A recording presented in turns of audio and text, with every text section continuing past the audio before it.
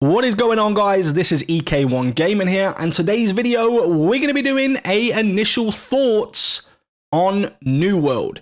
Yes, you've probably seen me and plenty of other content creators spamming the absolute, SHIT out of this, and honestly, I just thought, why not do this video? I don't usually do like a review or an initial thoughts video so early. I am currently around 8 hours into the game.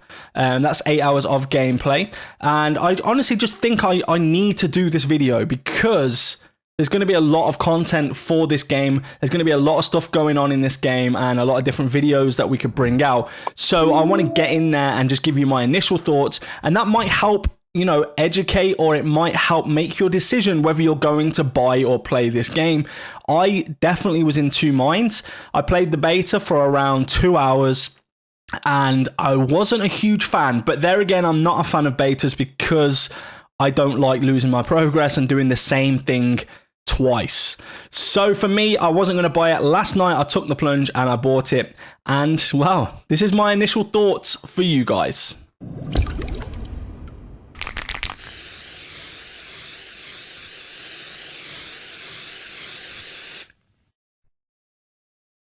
So what we are going to do in this video is break it down into sections of what I want to talk about in this video. And the first one is going to be something that everyone's talking about, which is the server issues. And then we're going to take a look at the world and gameplay, how I think that is. Then we're going to look at combat, then crafting, and then replayability. Those are really important things for me when I'm playing a game, so I really wanted to highlight these points at the start, at the initial thoughts, and just kind of give my opinion on what I think of each one of these subjects. So with that being said, let's get started on the server issues. Now, of course, server issues are always a pain for everybody.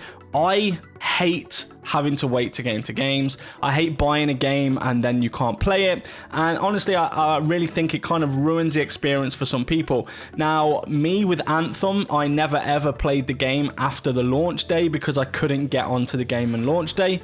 But with this, I was quite lucky. I did buy it at like, I think 1:30 a.m. So when I went onto the EU servers, there wasn't that many people on. I think I was number 30 in the queue and I got in within about 5 or 10 minutes.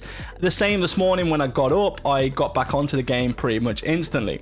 There have been people that are, number 3,000 or 4,000 in the queue and then being kicked out of the queue and back in the queue. What I will say is, trust me, it's worth it when you get in. But yes, these developers or this, Amazon, they need to sort this out because it's not fair on people that have paid the money. You're going to fall behind, and it is one of those games, I feel, that with your factions and your groups and stuff like that, it is going to be a case of you need to keep up and you need to play this quite a lot to progress. Now, with that being said, let's take a look at world and gameplay. Now, as you can see in the background, the world looks great. I have mine on, I can't remember what I've got. I think I've got it set on very high.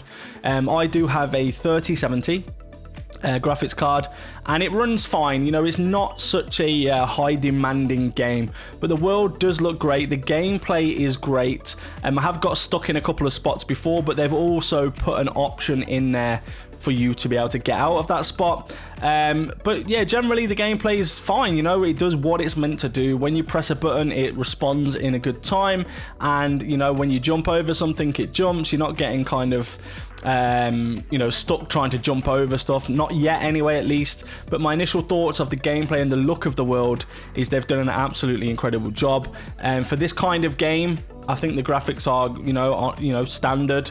They are a bit better than the likes of Guild Wars 2, for example. I think that we could say that these graphics actually outdo them.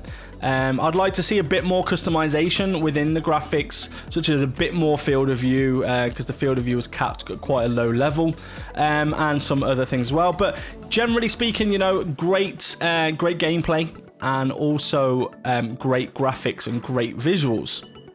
Now, let's get into one of the important ones, and that is combat. Now, the combat on this game, to me, is good. It's only good. I'm not going to say it's great. It's good. The reason being is, you know, I probably haven't had enough time to test everything out. But I kind of feel like if you want to stay at a distance, you really struggle to do so, especially against faster NPCs. They'll kind of track you down and hit you hard. But I mean, when you're aiming, the crosshair is dead on. You know, you've got the long distance attacks, which are like the gauntlets you can get, which is like the fire staff and all that good stuff. And also then you've got swords, you have axes, there's loads of stuff, hammers, everything.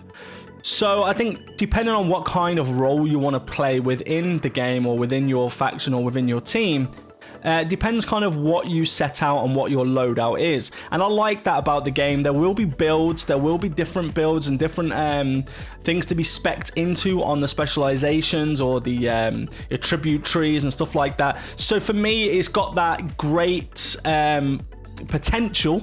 But at the moment, early game, you know, it's kind of samey with the combat.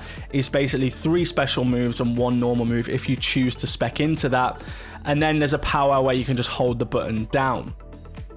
Now moving on to crafting, and crafting is something that I don't particularly like in games, but I've had a lot of fun in this one because in order for you to get further and progress, you do need to craft, and you are going to need to craft stuff, even if that's for your teammates, you know, for your clan and all that. You can basically craft items, give them away, like you know, iron tools and stuff like that, so they don't basically break as often and stuff, and you don't have to repair stuff, all that good stuff. So you can craft some really cool things. Now I believe this is probably going to get a lot better as I level up, because at the moment, you know, I'm still going around looking for materials, still trying to find out what I can smash or what I can break up and what to keep and what not to keep. However, they do have the storage sheds that you can expand on as well, and that's where you can keep materials, weapons, clothing, all that good stuff. I will stay at the beginning. Don't even bother keeping your weapons or armor in there, because it's going to be low level. Until you're higher level, I wouldn't even bother saving any of that, just literally salvage it.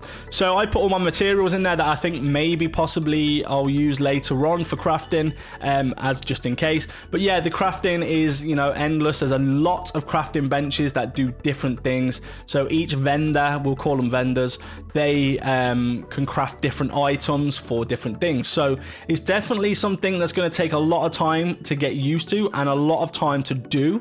And the grinding with getting materials is not that bad. It doesn't feel crazy. I somehow spent like 2 hours earlier cutting down trees, and I didn't even realize that 2 hours had gone by, and that was just to level up my my logging to level 50. So it's really interesting. It's very good. I am very pleased with the crafting on this game. I think that that's going to play a big part maybe in the end game. Now, last but not least, and this is probably the most important for a lot of people, and that's replayability. Now, I know it's early for us to talk about replayability, but I did want to give my opinion and my thought on this. And my opinion and thought is that, yes, this is going to have a lot of replayability. Because every area you go into, you know, there's always NPCs everywhere. You're leveling up different things, like your logging, mining. You're also then got to get different materials. Then you find different species of animals, you know, different things to craft. So I think the replayability there, it's long lasting, you know, it has a long lifespan, I believe. I mean, I've been playing 8 hours, I'm level 15. And believe me, that's quite grindy to get to 15 in 8 hours. I think I've done well there. But you know, quests, they seem to be never ending. There's town hall quests. There's all different quests you can do. There's so many different vendors and people you can speak to get quests from as well.